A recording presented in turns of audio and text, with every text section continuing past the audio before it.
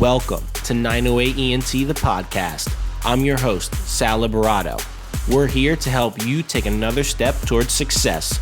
Now let's get ready to learn the basics from the best. What's going on, everyone? Thank you for tuning back in to another episode. Today, our special guest is Darnell Leslie. Darnell, thank you for coming on today. Thanks, Sal. Pleasure to be on, man. Glad we get to do this, man. Thanks for having me. Yeah, definitely. So Darnell was a standout football player at the collegiate level, then went on to play in the NFL with the Cowboys and Steelers. Now he's bringing his skill set to real estate as an investor and a realtor. But, this is all public info. Anybody can Google that type of stuff. Darnell, what do you want our listeners to know about you today? Yeah, I'm nobody that's super spectacular out of the ordinary. To myself, I think highly of myself, but I also understand that I came from humble beginnings, right? Wasn't given anything, wasn't spoon-fed. And I'm just your average guy that's trying to make a living in the world and do things above average to get to a place where I can, set my family up for life. So I'm grateful to be around and have an opportunity to do the things I can and have the free will to live in a world where I'm able to do those types of things. Man. So that's just a little bit about me. Yeah, that's great. So to kick the show off here, I like to ask everybody, what are the three simplest things that lead to success? Yeah, man, that's a tough one because it's all kind of subjective to everybody's understanding and definition of success.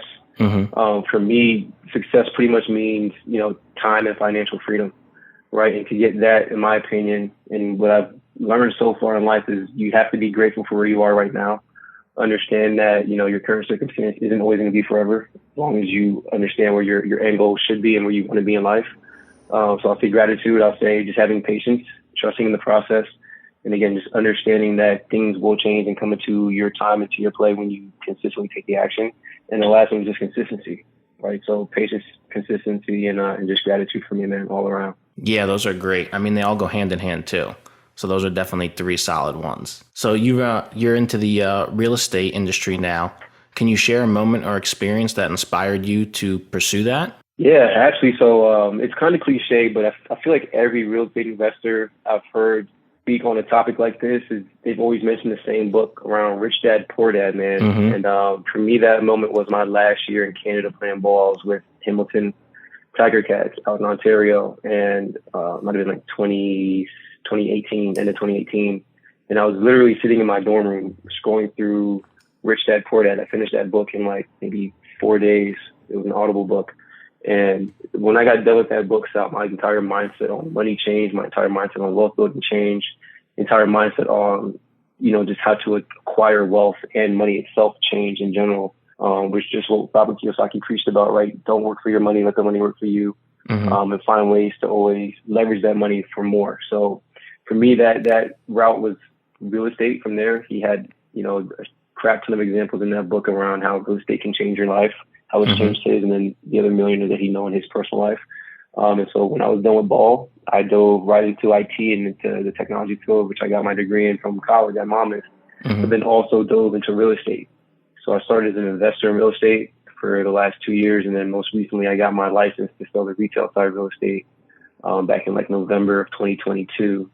So for me, that's kind of, how I got my inspiration to join real estate and to be in the market as a realtor and as an investor, man. But for me, that's like my end game, and that's where I'm going for the rest of my life is real estate.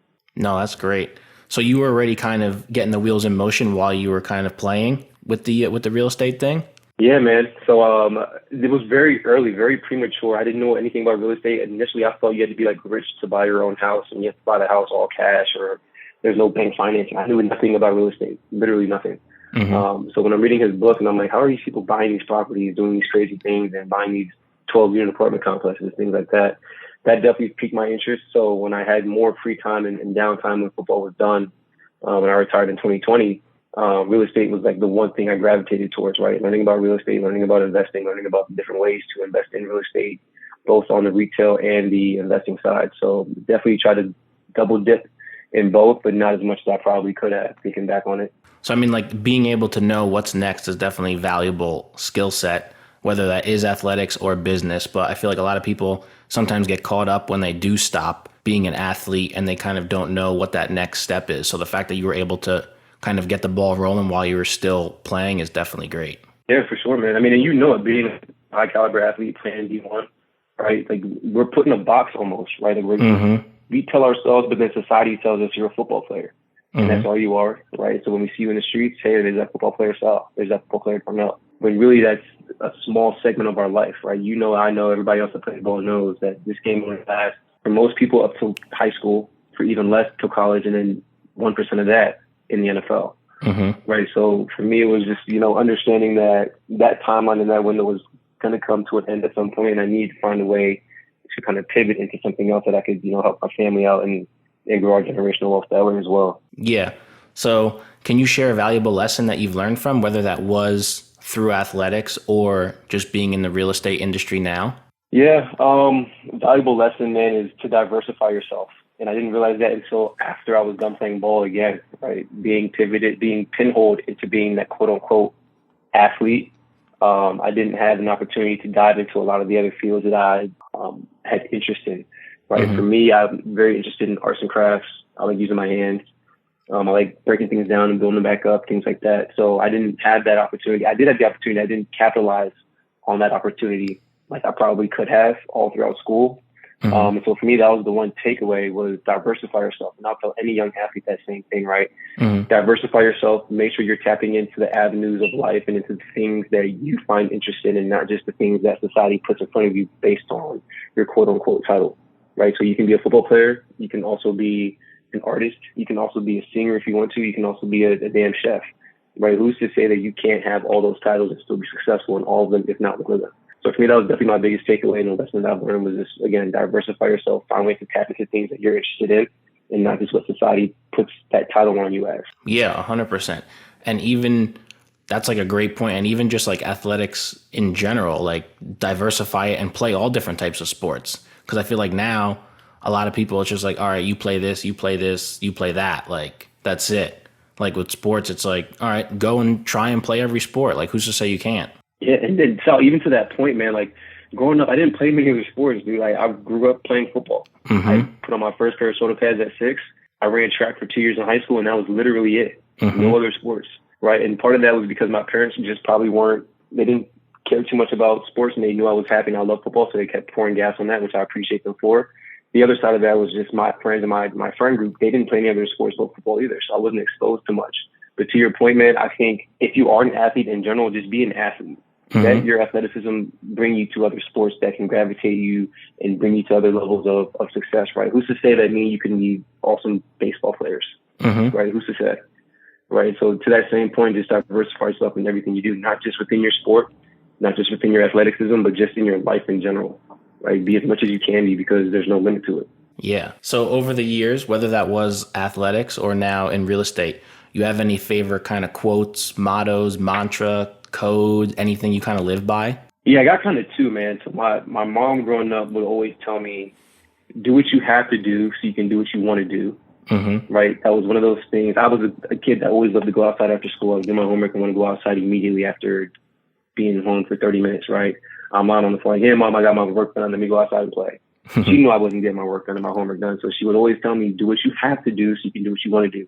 And that spanned, and that took me all the way throughout college, man, because as an athlete and a collegiate athlete, you have responsibilities. You can't just ditch school and expect to get a D1 scholarship. You have to be in the classroom. You have to be in the weight room. You have to be in the community, and you have to also be good on the field. Do what you have to do so you can do what you want to do in life. And that, I still carry that with me to this day, because the older you get, man, and you know what, there's more responsibilities that get put on us. And if we want to enjoy life, we have to do the little things every single day that we have to do to get to where we want to be, to relax in life. And then the other one is just enjoy the process. Shout out to Embiid, right? Just trust the process itself, right? Because that's the only way you'll learn and understand and gain that passion for what you are doing. If you take the consistent little steps every single day and fall deeper into what you're doing and as a passion. Yeah, I like the first one though. I like your mom's quote. That's good. I like that a lot. And then to your second point, I feel like being an athlete does help you with that, because the season is only, so long, but the off-season training is literally the entire year. So you're literally training the entire year for a very small amount of time. So doing that year after year, you develop that, and then it can carry over to business or life or kind of whatever you have to do. So if you can develop that skill early on, it's definitely very beneficial. 100%. And I mean, you hit it on the head, bro. Like, the sport that we play is not just a 3-month sport during the season. You have to stay consistently in shape. Like we were going through 5 a.m. workouts in the wintertime. We didn't want to do that, but we had to get to where we were to be a successful team, successful players, man. So I think that ties into every aspect of life, really. That you have your responsibilities, take those by the horns, do those things every single day so that you can reap the benefits of what you want to do in life. Yeah, that ties right into the next question. So does hard work beat talent, or does talent beat hard work? Ooh, that's hard. Does hard work beat talent, or does talent beat hard work? Yeah, I know there's technically there's a full saying to it, but I left the end off for everybody because I wanted it like to be open-ended so people can kind of, there's no one answer for it. Hard work beats talent, man. Hard work beats talent any day. Why? Because if you can be as good as you are, as you want to be the best in your classroom, the best on the field, the best in whatever you do. But if you're not consistently priming that trait or priming that skill, you will get beat out by the next man that is doing that. And he probably wasn't as blessed as you, as tall as you, as strong as you, as fast as you. But if he's consistently doing the little things every single day to get better at those things, hitting the track, getting on the field, in my field in real estate, right, you could be a great salesperson and selling by people's houses left and right. But if you're not consistently running your comps, right, which is the hard work, if you're not consistently doing the outreach, reaching out to different clients and agents in the field, which is the hard work, you will get out. Right. So I will say I think hard work beats talent any single day because hard work, it's kind of built in you. Right. Your talent is what you're blessed with, which God gives you. And you can we've seen it on a daily basis in sports, right? People, they lose their talents and their blessings because they don't steward it well. Right. So hard work, you can out steward anybody because that's in you. That's that passion in you. That's the drive, the grit, the determination. And people can't really teach that or take it from you. Yeah. Honestly, almost everybody says hard work beats talent. I mean, like I said, you still got to have some skill, but everybody goes with hard work beats talent, no matter what it is, sports, business, life, anything. Agreed, man. Agreed. I mean, the prime example is sports stars that we see on TV. The ones that draft bust. How do you become a draft bust, dude? Like, you obviously were the best coming out of college. You probably did something that you weren't supposed to be doing in the league, or you didn't prime your skill like you should have because you thought you were at the top of your game or you were the shit. And you weren't, you got beat out by your competition. Prime example of how hard work talent any single day. And even at like the highest scale, man, like playing in the league, the difference in talent is so marginal, Sal. Like hard work has to be the same, right? Obviously you have your Tom Brady's, you've got your Randy Mosses and the Warren Sapps, those guys that were just blessed and they worked their asses off as well. At the same time, their backups really weren't too much worse than they were, right? So who's to say that given the right game, against the right opponent, in the right circumstance, they wouldn't beat out that starter. They wouldn't beat out that Tom Brady. They wouldn't beat out that Warren Sapp, right? So hard work definitely is what keeps you around, and you have to steward that talent, or else you'll lose it. Yeah.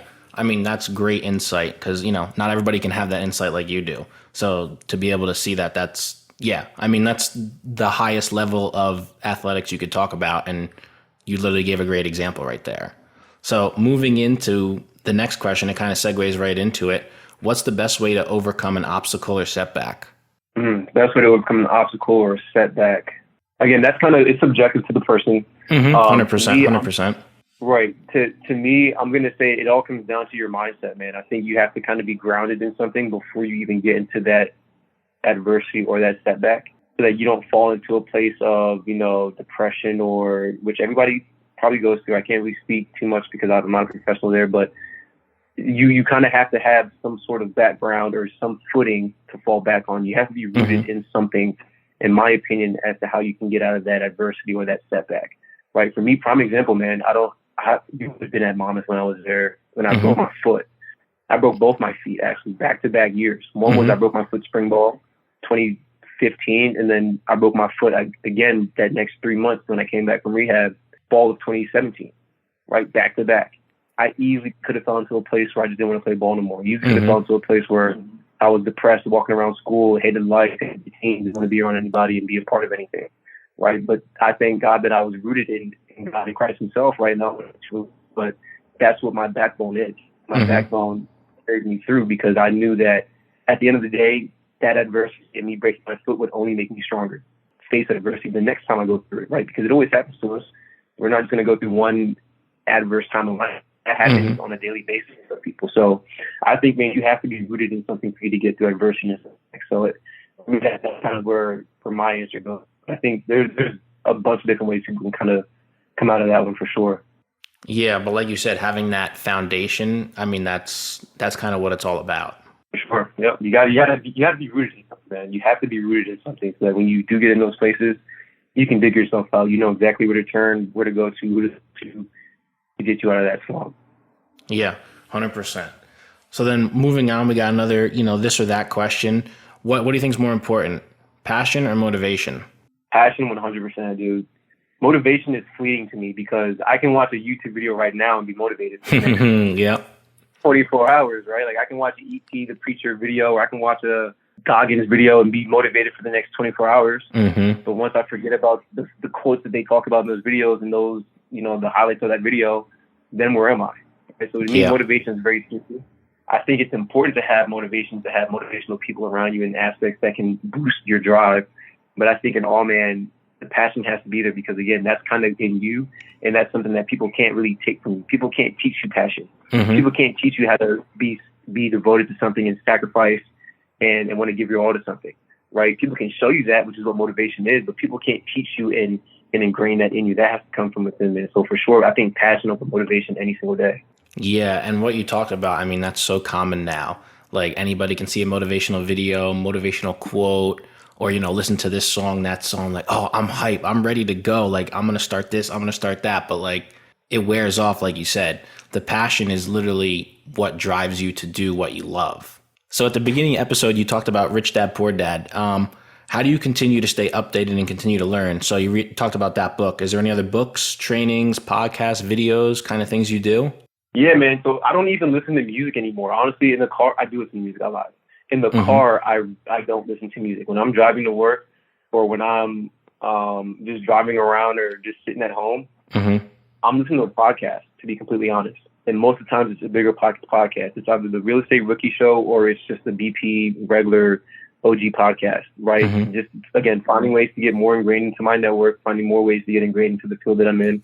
But then also it's partly networking because I will hear about people that are doing big things in real estate and I'll follow them on IG or I'll DM them and stuff like that. So that's just a way for me to stay tapped into my field. Outside of that, one of my favorite books is Atomic Habits by James Clear. When I read that book like 2 years ago, man, that completely changed and shifted my mindset from what it was before. I used to wake up in the morning, have no real routine, go brush my teeth, use the bathroom, and just go about my day as I felt like I needed to. And that can be very dangerous because you can wake up tired. You can wake up unmotivated, like we just talked about. You can wake up feeling crappy or in a bad mood.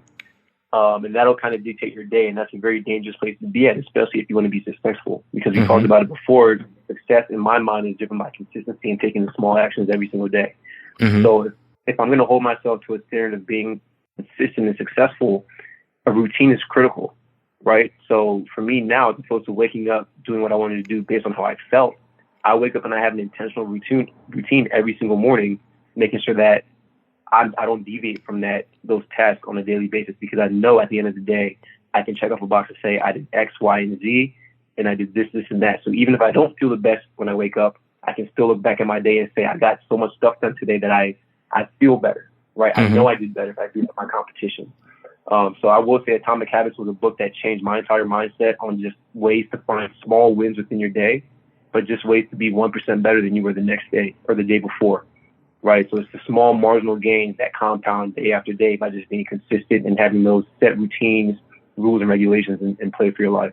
Yeah, I read it too. I mean, a few people have talked about it. I mean, it's really a great book, but it's like so simple too, because the big thing I got was like the habits, like how to stop a bad habit or how to start a good habit. Like, okay, you want to stop a bad habit, just make it harder to do it. You want to start a good habit, just stack it with something else you already do. Like do it when you brush your teeth or do it with something that you do every single day. Like it's really not that complicated, but when he breaks it down like that, I'm like, all right, well, that's not that hard. And it's actually not. People make it so much more complicated than it needs to be. Yeah, dude, he breaks it down to a rudimentary sense. And to your point, like those two topics that he hit on are one of my favorites in the whole book. Yeah. Because for me, I'm low-key a fat kid at heart. I love sweets.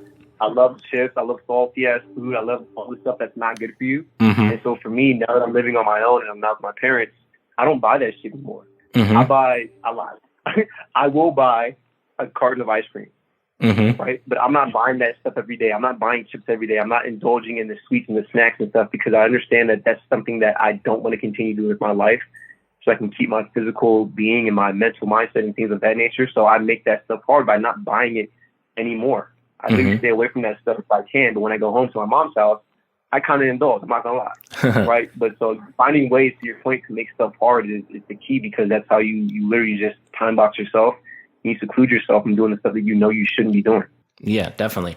And then even like a business example, like let's say you want to write thank you cards to clients or people of importance in your life.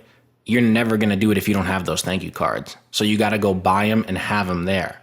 Then you're going to do it. If you don't have them, it's never going to get done. It's just small, simple stuff like that is like, wow, like that really is the game changer. Yep. And even to that point, man, it doesn't even have to be a habit. So you mentioned buying the business cards. That's not something you'll do on a regular basis, but because you have it that one time, you'll be able to force yourself and focus on. Another example, man, I have to put my recycling out every single Thursday. And when I first moved into my house, I completely forgot about it for like the first month and a half. Yeah. So now every single Wednesday night, I take my recycling bin out of my trash can. I have a recycling bin. I'll take it outside of my trash can and put it next to my front door. So every Thursday morning when I get up to walk to work, I'm taking the bin with me and I'm throwing it in the recycling bin and putting the trash can back inside the house. Right. So again, finding a way to make the habit easy, to your point, right, is just doing the things that you know you have to do by making it obvious to you. And then what you talked about too, the 1% better every day. It definitely works, whether that was, athletics or business now. Like even, let's just say like cold calls or reaching out to people. Even if you just do one, you did one more than you were going to do that day. So just small stuff like that, it starts to add up. Yep. It all compounds, man. And I think people like they shy away from that because they're not getting that big home run win or that big home run win, or that, that big result on that next day, when that's not how it really is. Yeah, you have those one-off people that can do that type of thing and get those crazy results. But for the majority of the world and people that live your small bite-sized chunks to prove to yourself that one, this is possible, but two, that you are making the progress. And I think when more people understand that the large cumulative goal is better than just that one big win or that one big profit day, then I think the more better off it is. Yeah. So with real estate, can you give any type of insight or little, tidbit if somebody is looking to maybe invest in something or just even get started with somebody else? Like, can you just give a tip on maybe like the first thing they should do or kind of how they should go about it? Yeah, I would say first thing is call your local realtor, right? If you don't know anything about real estate or you have no idea where you want to start, I'm going to rephrase that. Call an investor-friendly realtor. Right? If your goal is to become an investor, goal is just to buy your first property, call a realtor and they can walk you through the process. They can show you comps. They can, get you pre-approved with your bank and things of that nature. But if you want to be a investor type real estate investor, call an investor-friendly realtor, right? And then go from there. Call a lending company. Call a loan officer. Reach out to a contractor that you find online or that you find on Facebook from a group chat that you're in, right? Ask questions and find ways to just be actionable. I think that was the biggest thing that I did that got me to where I am in my career. I just found ways to ask questions and talk to people in the network, right? If you also want to, go to a local real estate meetup. That's a great way. There's a lot of people at real estate meetups that are in the business. Real estate meetups are typically free. Do not go to a paid real estate meetup because it's probably BS. Go to a free real estate meetup. You will meet the agents. You will meet the loan officers. You will meet the title agents. You will meet the contractors, all there in one place. You will meet the private lenders. You will meet the hard money lenders all in one place for free. Shake people's hands, get your name out there, and get some business cards. Yeah, that's definitely great because I feel like people might be turned away or just like, oh, it's like so much. I don't know, where to start. But just breaking it down like that, if it helps one listener, I mean, that's great. I think people, they shy away from that type of stuff too because it's a very people business. Real estate's not about the properties. It's about people getting to know people. That's what it's about. Yeah, I mean, building those relationships and then, building your network, I feel like that definitely helps a lot. I mean, I'm not in the real estate, but I feel like that definitely helps the whole picture. Sure, man. Yep. Very actionable, very easy to do, and it's free. So you have to do it. Yeah, definitely. So as we come to, close here, what's one final piece of advice you would give our listeners to help them take another step towards success? Yeah, again, I'll hark back on what we just kind of talked about, right? Find small ways actionable and get 1% better every single day. Again, if that's, talking to a realtor or talking to an agent, talking to a loan officer, whatever the case is, whatever your field is, right? Mm-hmm. Find a way to get 1% better. If you're a barber, find a way to go to a barber convention. Just get out there, get seen, and take an actionable step that's tangible. Not some BS watching YouTube videos and all this other BS. Take an actionable step that you can tangibly say, I did this, I talked to this person, I met that person, I did this one thing, and repeat it the next day and add something on top of that, right? Just stack those small wins every single day and you will be successful. If you look back at your life in a year, you'll see a leap and a bound compared to where you were when you first started, guaranteed. Yeah, I mean, that's great advice. Thank you very much. So Darnell, thank you for coming on today. I feel like this was very insightful and this provided a lot of value to our listeners. So I appreciate that.